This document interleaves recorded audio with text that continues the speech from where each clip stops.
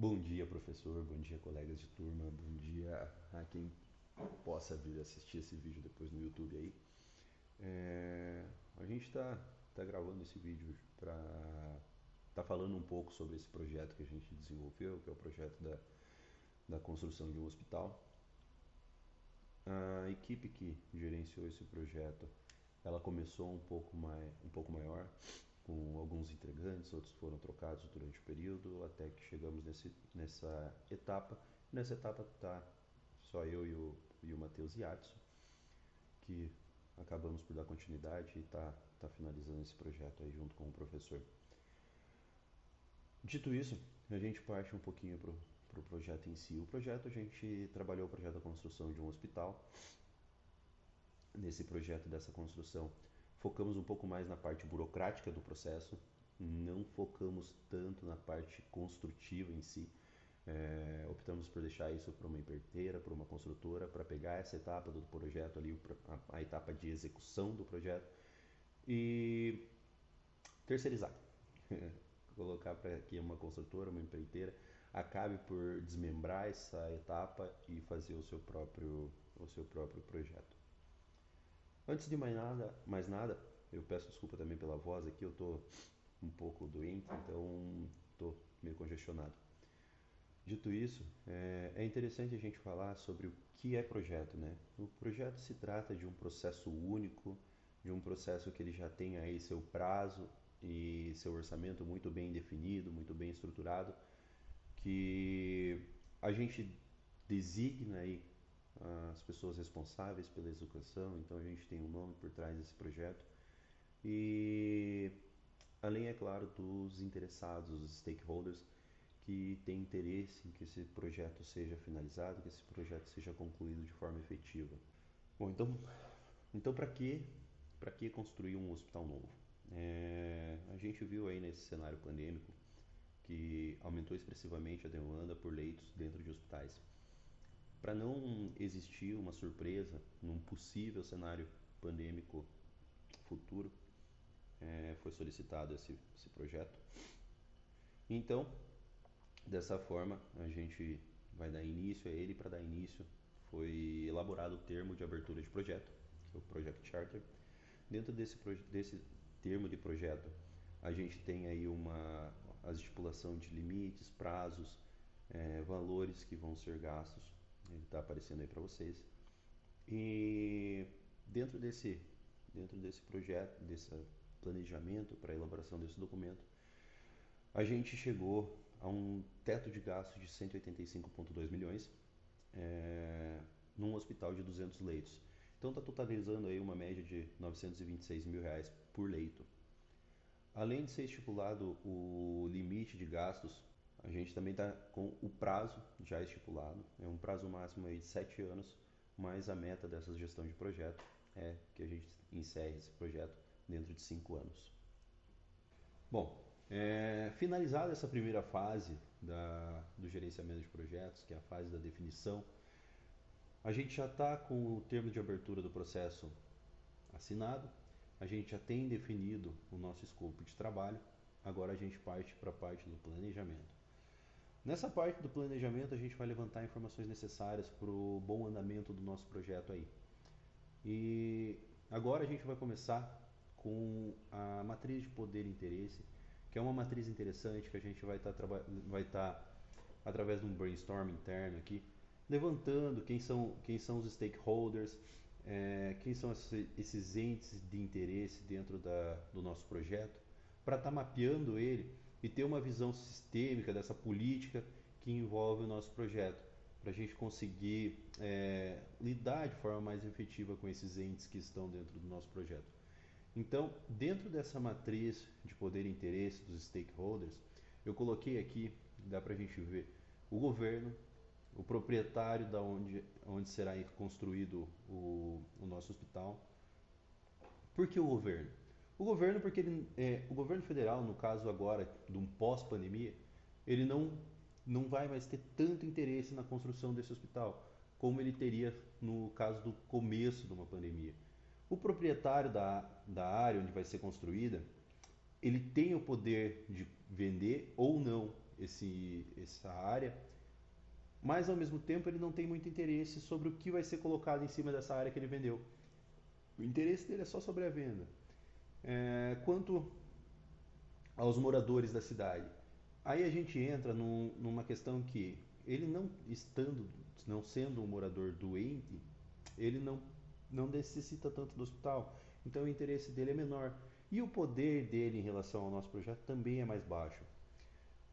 Quanto ali, prefeitura, investidores, empreiteiras, fornecedores de matéria-prima, fornecedores de equipamentos hospitalares, esses são stakeholders que eles têm interesse no nosso projeto e ele tem um alto poder do projeto. Porque são entidades ali que se acaso eles não se envolvam no projeto ou se envolvam de uma forma contrária, vai acabar gerando um aumento de custo no nosso projeto, vai ter um atraso nele. E ali em relação a pacientes, médicos, a OMS e a universidades. A gente tem um maior interesse, porque é do interesse deles existir esse projeto, mas eles têm um poder menor. Um poder no paciente, ele não tem um poder muito influente em relação à execução do nosso projeto. O médico também não. O universitário, ele tem aquele interesse em fazer a sua residência dentro do hospital, mas ele não tem tanto poder em cima da execução do projeto propriamente dito. Num segundo momento, a gente vai fazer uma análise num contexto mais macro, onde o nosso projeto está inserido. Para isso, a gente utilizou da metodologia PESTEL, de análise PESTEL, que a gente vai estar analisando o contexto político, econômico, social, o contexto tecnológico, ético e legal da onde está inserido o nosso projeto. Num contexto político, a gente vê que no ano que vem tem eleições, a gente fica com uma certa incerteza em relação ao cenário político que vai se desdobrar e isso pode acabar influenciando diretamente o nosso projeto. No sentido de corte de gastos, um corte de gastos pode influenciar a verba que a gente tem hoje para tocar o nosso projeto. O foco do governo, se o foco dele não for tanto a saúde, ele quiser focar em outra área do governo, possivelmente a gente vai ter problemas com o nosso projeto. Numa análise econômica, a gente vê que a inflação está acontecendo, o real frente ao dólar está desvalorizando e isso pode vir a encarecer a nossa obra, pode vir a encarecer o nosso projeto, chegando ali a próximo ao teto, o teto de gasto, o que complicaria bastante o término desse empreendimento ali. A gente também tem que levar em conta aqui essa mudança no contexto social, que a gente percebe um aumento no desemprego, onde a gente vê uma necessidade maior do uso do SUS, já que com o aumento de desemprego a gente diminui a parcela da população que tem aí acesso a um plano de saúde, a um hospital particular. A gente tem também o cenário tecnológico, que é um cenário que vem mudando constantemente. Nesse período de 5 anos da execução aí do nosso projeto, muita coisa pode aparecer de inovação tecnológica e etc. E isso acaba por influenciar no custo, por influenciar talvez até no nosso projeto mesmo, ter um maquinário diferente, ter uma necessidade de adaptação do projeto para conseguir inserir uma nova tecnologia dentro do nosso projeto. A gente passa também por diversas mudanças do contexto legal. A, a legislação hospitalar ela varia muito de acordo com o passar do tempo. E isso acaba tornando um pouco mais difícil porque um software ligado à gestão de administração, à gestão do hospitalar, a gente tem que estar adequando o tempo todo. Então, às vezes, existe essas brechinhas legais ali que tem que ir sendo corrigidas no decorrer do processo para que lá na frente a gente não esteja com um projeto ultrapassado também.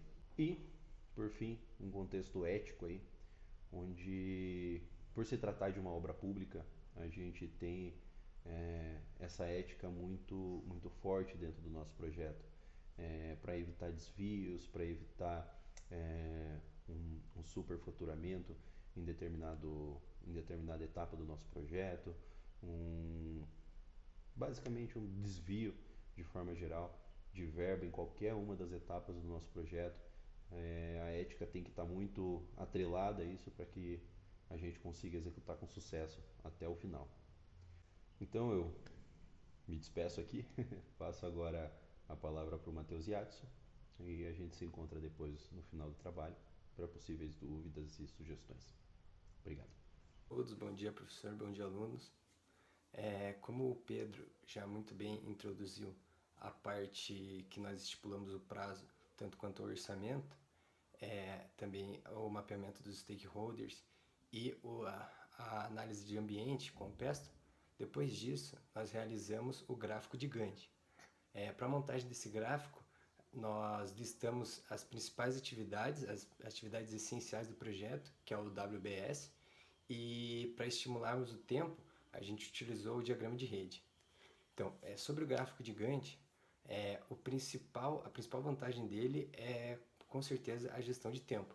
Todo mundo que já trabalhou num gerenciamento de projeto sabe como isso é estressante e muito difícil, porque não cabe só a você, né? Cabe também a todos os outros gerentes, aos outros departamentos, e nessa parte o gráfico de Gantt ajuda muito, porque ele, como você já pré-estabelece todos os prazos antes, você tem uma dimensão melhor, e como também nesse gráfico você tem que estipular a dependência, tal tarefa vai ser para qual departamento, isso já ajuda muito, porque por mais que essa tarefa não seja do seu departamento, você sabe que a próxima tarefa é a sua, ou que a próxima tarefa vai depender do seu prazo daqui 2 meses, então você precisa que a próxima tarefa ocorra tudo bem, para que não ocasione nenhum erro. E como o gestor acaba não trabalhando sozinho, por isso que é imprescindível a análise do conjunto inteiro. Todos os departamentos têm que ajudar nessa manutenção do gráfico de Gantt. E também as relações de interdependências desse gráfico é essencial, porque no gráfico, como a maioria usa o sistema de setas, através desses sistemas você sabe quais tarefas são totalmente independentes, que por exemplo, lá na empresa onde eu trabalho, a gente usa o gráfico de Gantt, mas para auxiliar a gente também usa o Trello, que é muito bom, que é como se fosse o gráfico de Gantt, só que já são pré-definidas por precisam fazer, sendo feitos e pendentes. E daí, além do gráfico de Gantt, no Trello você recebe uma notificação, daqui uma semana você tem que iniciar ou entregar o seu prazo. Então isso ajuda muito, e também tem a relação de interdependência.